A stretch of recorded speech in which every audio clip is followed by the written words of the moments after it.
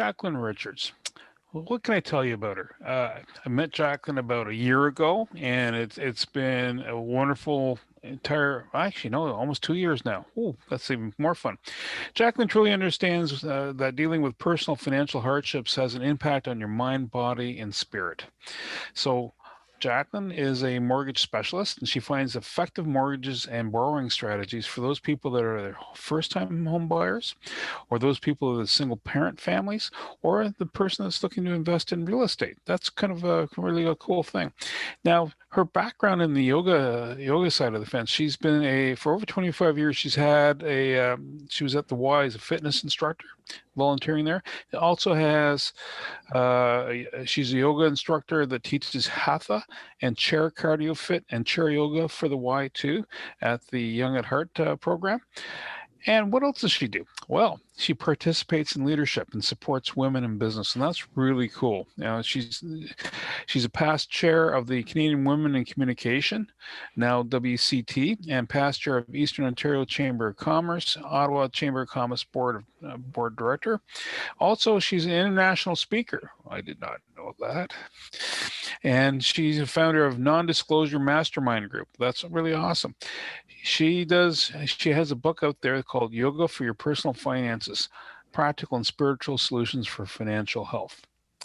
And I am going to be stopping there. I'm going to let Jacqueline take over at this point, but I'm going to be doing the slide deck. So just bear with me as I swap screens around at my end so I can actually go, hey, what up? And there we go. And I have to say, while he's doing that, when I read my bio, I thought, you did not do that. You could not have done all that. But it's amazing when you continue to say, yes, I can. Yes, I can. And then you find out you've done more for not just yourself, but for others. And I believe that's why I wrote the book. And we'll talk about the book. Right now, it's Confessions of the Wealthy Yogini. And I was at a conference, I had a speaking engagement, and there was an American gentleman who came to me and he said, wealthy Yogini. And then he stopped, paused. He was going to say that doesn't make sense. But then he thought about it. He thought, nice to meet you. Next. So the Wealthy Yogini has been long in coming. It is about the idea of taking a long, deep breath and getting focused about where I am, where I want to be, who do I want to be, and how do I want to grow. The Wealthy Yogini defines wealth of spirit, wealth of relationship, wealth of self, wealth of love. And it's all compartmentalized. And then I get to break it down into, we call it the energy wheel of life. And so that's the chakras. I didn't know anything about the chakras until I started teaching yoga. And you know, when people say to you, do you know anything about this gemstone? I said, no, but it's beautiful. I think I have one. Have you ever done that? I think I have one of those. And I keep it right beside me. I have no idea what it is. And when you decide to research a little bit, what does this mean? And then you find out there's many meanings of the thing you keep close to you. Bernie, I'm going to ask you to go next. Because it wasn't about the money and it wasn't about the yoga. It was about that stone that someone asked me about. And that led me to the art of chakras. So when we're looking at chakras, it encompasses everything from the base of the spine to the top of the head and everything out between. The chakras is really, it's like a tree. If we can balance through the chakras, perhaps we see more. Maybe it's not about the money. So there will be a little bit of a lag time here as Jacqueline reconnects. And so we'll go next. When I talked about the chakras, we're going to go through, there's 7 of them. I will define what they are and how they truly manifest within how we think about our mind, our lives, our money? And how will we use what we know to be true? And when do we ask questions? So the first chakra at the base of the spine. So if you took your hand, placed it at the very base of the spine and I don't want to say take a poke, but feel how far deep you can go with the spine. That's the Muladhara. Next, the Muladhara is truly about fight or flight. So for us, I'm going to go through these 7 energy circuits. The first one's fight or flight. I call that our power station. And when we're looking at our power station, the Muladhara, the base of the spine, it's the root. It's how you decide to place your feet, if you're seated, on the ground and decide to relax the knees, maybe hands on knees. And then you say, oh my gosh, I'm not going to have you replaced. I'm going to do more yoga, because all the money in the world would not want me to have to make a decision like that. And it's interesting when we're out of balance in this first energy, how we allow ourselves to neglect our basic needs. So if you think that taking a walk every day fulfills a basic need, you're probably right. If you decide to run every day, perhaps that's right. When you sit, when you wake up, and you wonder about everything that's less than right in your life, I'm not sure that's how I want to live. Is that how you want to live? Wake up and say, what's wrong today? Is that flight or is that fight? Take a breath and lift the shoulders, take them back, drop them down, and think about how stellar your day will be. And while we're sitting here, hopefully you have a pen and paper in hand, because I will ask you to do silly things like, I want you to write down a number. I want you to write down a number that represents what you make today. I want you to write down a number that represents where you are today. So whether you're an entrepreneur or you're earning a salary, whether you're thinking about what's next in your life, what have you got today? And then I request that you add a 0 to that number and fold it and stash it by your side. Basic needs allows us to do things like connect and believe. I think we should believe that that beautiful outfit that you went window shopping, I think that would have been 8 months ago, that I would have gone window shopping thinking I'm going to buy that suit because that feels right for me, because in my energy flow, I'm going to need to look the part. Have you ever said that to yourself, that you need to look the part? Perhaps. But I didn't actually decide how much I was going to pay. But I'm going to intend that that will be the case. I will get to that place where I walk in. I may pay cash. I may use my credit card, but I'll be okay because I do my budget. In my book, in the first chapter, I talk about doing a budget. Something you never should you be afraid of. Something that you take a breath and believe that I am calm, cool, and strong, and I can write down everything that goes into my budget. I will ask collectively, do you have a budget? And then you nod and say, yes. And then I say, do you challenge your budget? And then you'd say, oh no, Jacqueline, I would never challenge my budget. Fight or flight. I would suggest that you stay and you love where you're at and you preserve where you're at, because you are going to move forward. Next, we talked about budgets. See that pen? It's not a pen, it's a pencil, because I don't know about you, but I erase numbers sometimes. Sometimes. When you don't get to where you need to get to, or you think you need to get to, anger management, I will say that, okay, so this is a story I heard. In the States, only in the States, there's a judge who was having a conversation with a gentleman who accidentally slapped his wife, accidentally in public slapped his wife. And good for her. She said, you know what? I will not do anything about this. I am strong in my sense of self. And so she said, you won't do that to me again. And there he is standing in front of a judge.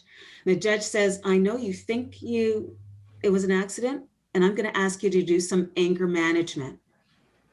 And here's what I need you to do for a year, every day. What do you think the judge said? He had to take yoga every day. He had to take in a note having the instructor sign he was here. Why? He needs to find a way to manage his anger.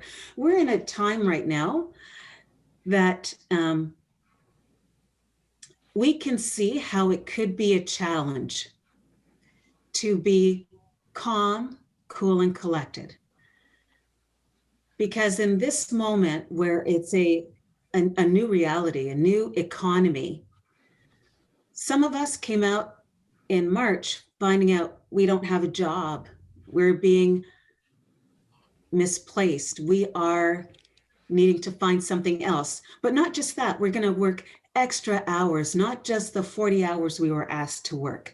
We're going to be asking you to work 60 hours. And, oh, you have children to take care of. We're not sure that we can help out with that. We're in a new place with new questions. And sometimes we need to take a moment. And that moment is lifting the shoulders, taking them back, dropping them down, and say, we're going to be okay. Next. So this chakra is the second energy. Next.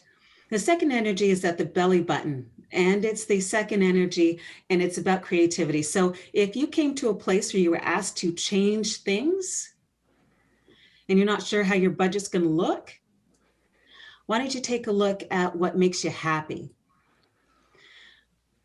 It says here it's about creative passion. And it's about being the kid that you forgot you could be. It's okay to say yes. It's okay to say that yes to that energy. We talked about the first spirit of budgeting.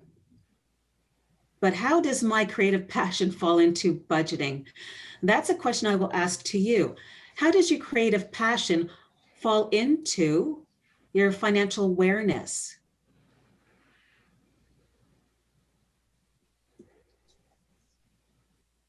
How can you live right now? Here's the question, is anyone living right now? Anyone living in the past? Because sometimes that happens. And then sometimes it's living in the future. And I will say to you, I have my vision board that allows me to not just live in the past, but see that creativity that I want to manifest. It's about saying, I am so good with this. I am so good with this. Next. Before I said next, what I want to ask you, are you living your passion? Could you be living your passion? Wait, is your passion your hobby? Is your passion something someone else is doing and you wish you would? You wish you could? And I see some of the people who are right here, right now, living their passion. They don't even have to say they're living their passion to me. They've said it to us all in the way they look, in the way they speak, in the way they engage. They're living their passion. And congratulations, because there's so many who aren't there yet. And the next space, this is a third energy. Sorry, take it back. We'll come to the third energy. In the second energy, we'll talk about credit scores, and I will request that somewhere you will write down, it's called Equifax. And Equifax knows everything you did from the time you decided to get your first credit card. Equifax knows that you had a student loan that you either paid or deferred. Equifax knows that you now either own a property with a mortgage. Equifax knows that you have a car and a lease payment. Equifax knows so much about you. And what I would encourage you to do is understand they know about you. It's free for you to find your credit score. It's free for you to understand the things that can be done to increase your credit score. This pregnant silence is when I found out about my credit score, when I first bought my house, I was amazed. I had no idea that Equifax knew all of that about me. They knew when I was in Toronto. They knew when I was in Ottawa. They knew that I had traveled. Equifax knew a lot. When I bought my first house, it was imperative for me to know exactly what I was doing. And thankfully, I did. And in my position as I speak, I talk about money. I talk about money. I ask people to take long, deep breaths. And it's not about the numbers on the credit score. It's about what you did within the credit score. It can help to know, not just for you, but for those who stand with you. My daughter didn't know about credit scores until she needed to find out about a credit score. And no one wants to hear, Mom, what do I do now? Look at this. Thankfully, she asked. People need to ask. Next. Oh yeah, I love this. Can you be creative with credit? That is the 7th session. Like I say, they know much about you, but you know what? It is possible to be creative with your credit. Next. So third energy, I love it because that's all about power, your power. Next. The Manipura is about allowing your ego to be set aside so it doesn't govern what you decide to do. Allow your ego to be set aside when that could impact the decisions that you'll make. Like, I'm going to run my business as a solopreneur. Or I'm going to quit my job and move overseas. Or I'm going to get married again. Or. Let your ego not decide what you will do. Allow your heart to do that. Allow your mind to decide. Optimism is fantastic. And your ego will always have a place, but there's always a place when it's needed. Sometimes your ego allows you to have conversations with people you did not think you would have conversations with. Next. So that's when we take a breath. Having conversations. Have you ever had a conversation with someone you never thought you would? Yeah, I can say that. As I sat on the board of directors as the chair of the chamber, I never thought that I would be speaking to the mayor often. So if I can say to you, when the mayor says to you, and you recognize the mayor, says, "Hey, Jacqueline, how you doing?" Wow, I think that's fantastic. And then when the Wow. The police chief says, "Hey, Jacqueline, how you doing?" And you think, oh my gosh, how does the police chief know me? It's because the work you do from the bottom up. I had to let the ego stand and say, not a bad thing. It's my personal strength. And I will allow that to happen because that will allow me to take the steps I need to take. In the solar plex, that's the third energy. Take a breath and save a couple cents. We're in a place where we're not sure how that's all going to work out. I work in a place where money is important. Next. And I'd like to know that we all work in a place where we don't need to question our money because we know from the beginning we did all the right things. When we're talking about the fourth energy, and that's the heart, I talk about this not just with home ownership. I talk about home is where the heart is when you decide to make choices. In this moment, we have opportunities to have our families join us and be with us. This is a very interesting place. I didn't think that I would have not just my daughter, but my grandson live with me, with my husband. It's pretty interesting. I thought I was an empty nester. Has anyone been in that place? They thought they were an empty nester, and the house was for an empty nester. And then you had a couple of family members who you would never say no to, but here we all are. And so with my hand on heart, I love this. It's a new space. As we grow older, we think we know a lot. And so while we're here at the Hatha, we decide that maybe we need to forgive ourselves for believing we know everything, because sometimes the people you live with tell you that you don't know everything. That's when my ego had to take a break. What I also understood was that was their reality, and this is my reality. I saved, I invested. I made it my business to save and invest. I use the tax-free savings account. I use RRSPs. I invest in stocks, bonds. I invest in real estate. I invest in myself. I invest in my education. When I did my 200-hour yoga certification, I didn't think I could do that.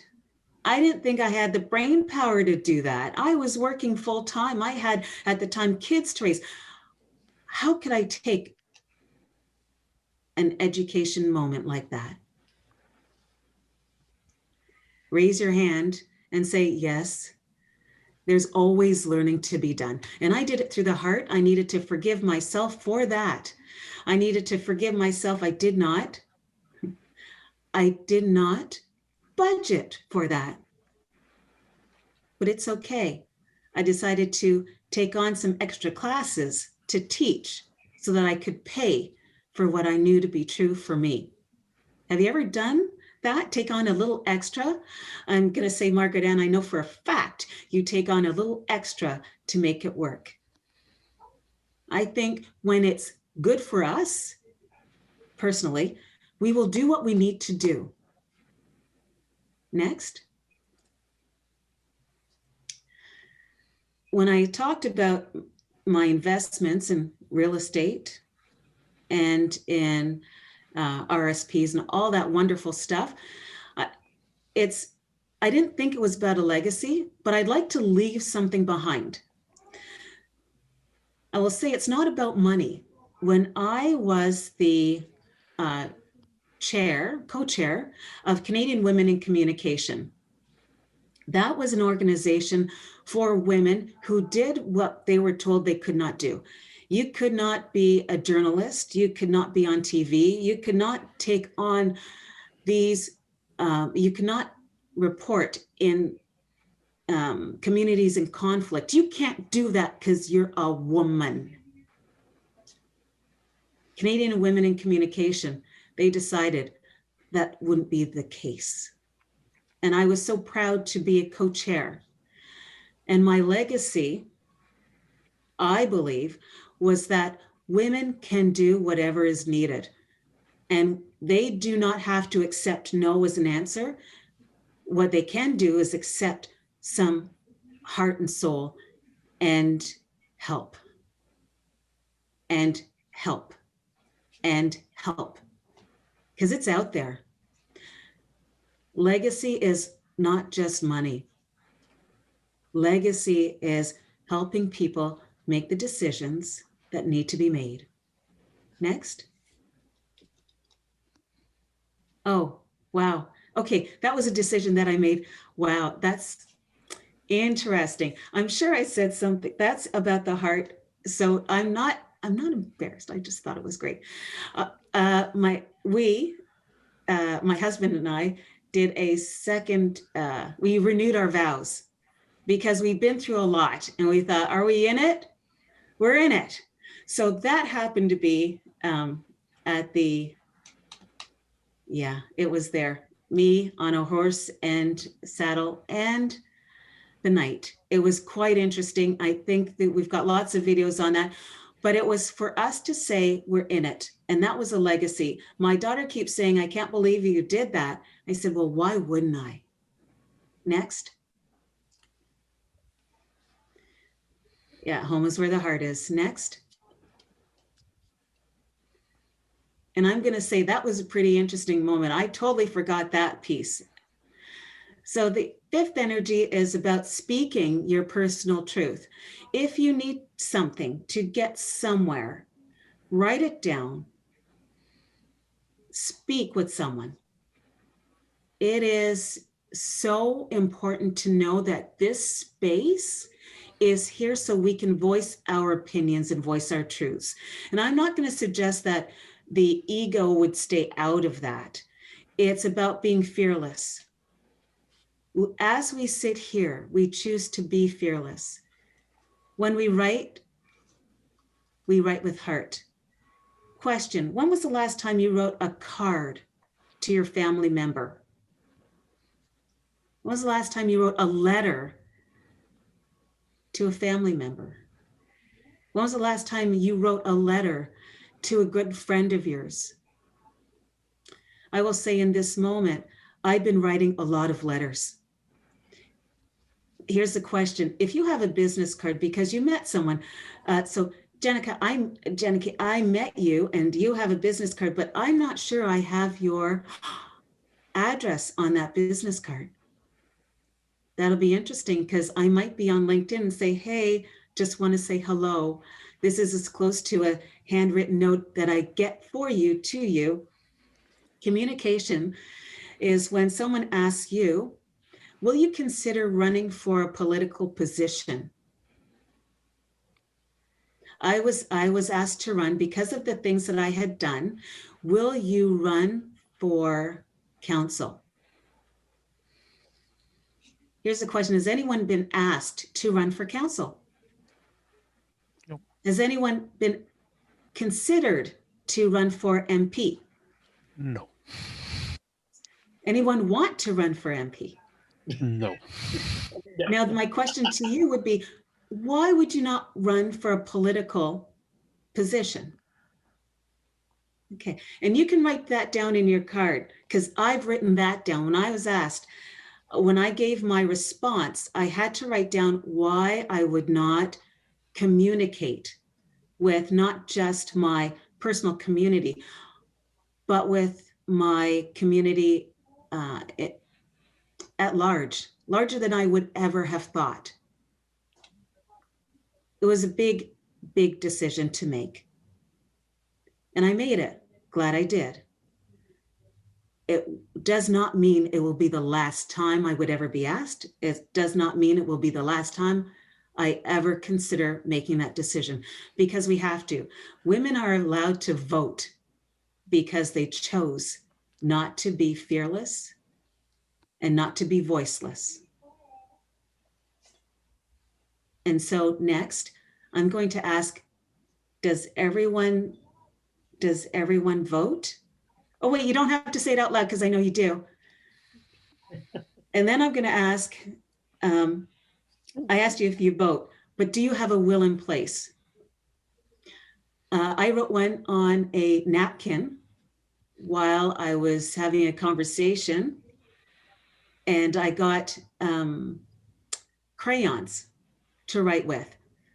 There was something in me that said, you could leave it for the government to tell you what to do, or you can grab, that's right, or you can grab a pen or a crayon and write it down. You should see it. It's kind of interesting. I had when, the kids play thing. Anyway, so I wrote it on that and I signed it because that is possible. They cannot say no to that. I signed it, I wrote it, I dated it. I have a will. It's not like I have a whole lot, but maybe there's something that I would like to leave to someone I love, like the recipe for my chocolate cake, like the recipe. I know that sounds crazy, but why not? There are things that we have that we don't know. But think about how in the next 2 years, next 5 years, how life could change. We are entrepreneurs. We are business owners. We will hit a moment where we do not want the government to tell us how to distribute what we did not know we had. Next. Oh, and then I think talk about insurance. It is interesting about insurance. I talk about it in chapter 6 in the book. Next. Chapter 6 in the book is a real story. This woman is at a conference and she's having a hard time walking in the conference, and she doesn't understand. She's in Niagara Falls, and she's at a conference and she's having a really good time and she's dancing, but all of a sudden she's having a hard time dancing, and she doesn't understand why she's having a hard time dancing. So it's the next day and the conference is done, and she's still having a hard time walking, never mind dancing. And it wasn't like she had, like some of us might have, 1 or 2, tequilas.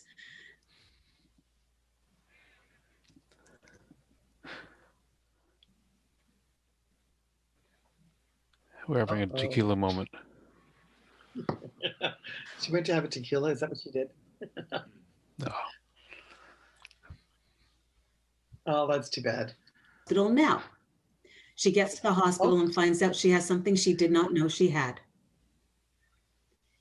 And this meant this could impact her life, which would impact her husband's life and her kids. I talk about insurance because she had to ask the question if she had it to take care of herself. And her husband didn't want to have to say no. And so they did some research. So that's in the book. It's not the first time I've heard this. I'm in this place, a new direction, where I have friends and family who are doing I didn't know I had it. I didn't know I had it. Next. I think we should consider moving forward and thinking about what you want to protect yourself with and for and why. Ask why. And the next, the Anahata, the Angie. So next, this is right here. So I'm thinking, so I've got. Oh, jeez. Oops. You're frozen, Jacqueline. I wonder if she knows. I'll find out in a second. Okay, because we're... Okay. Jacqueline, where did you go? We are on the third eye.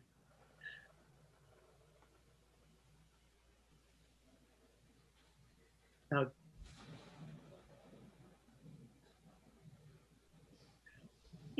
It's a little more challenging when you have, well, third eye.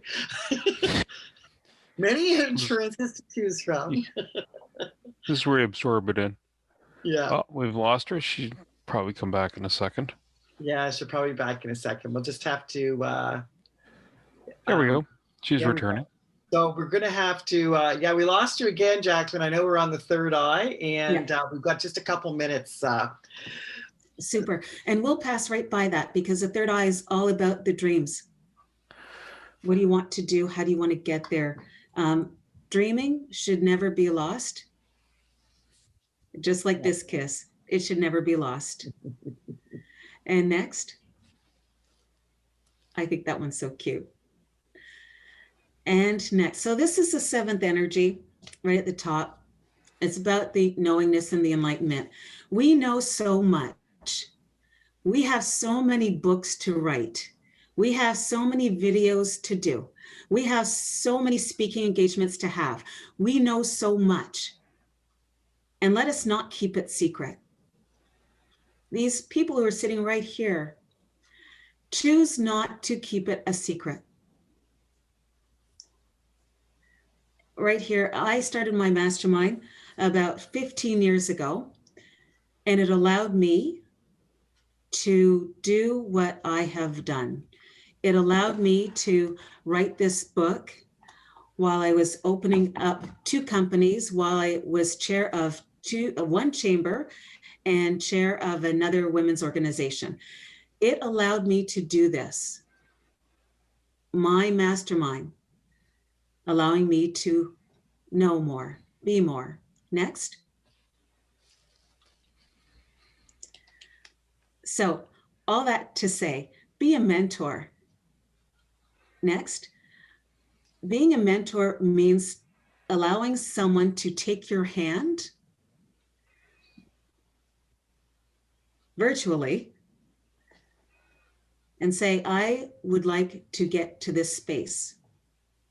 I asked you to write down a number and add a 0. Is there someone that could help you get to that space where that extra 0, where those numbers make sense? Is there someone who you could knock on their door? Bernie knows so many people. I know you introduced me to someone in the US, and I appreciate that. I know that Bill and I have spoken, and you have allowed me to see more of me. I appreciate that. We all could use a mentor or 2.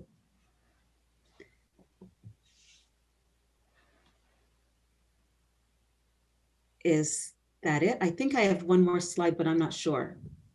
Oh, taking a chance. But that will be the next session. So I'll just flip through that because I do talk to and help self-employed, new to Canada, new immigrants, how to consolidate debt so that life looks a little easier. Divorce challenges. Sometimes you didn't want to make that decision, but maybe it's done and you need some assistance. And then of course, investing. It's a choice. You can. Maybe not now, maybe later. Oh, is that there? We should be. We're so amazing. And you know what?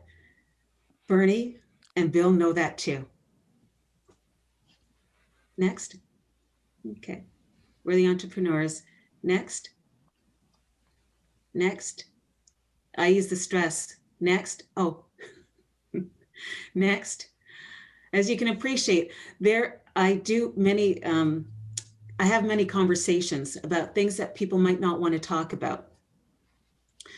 And real estate investors think that it's all about being a millionaire. I will say to you that I was told by the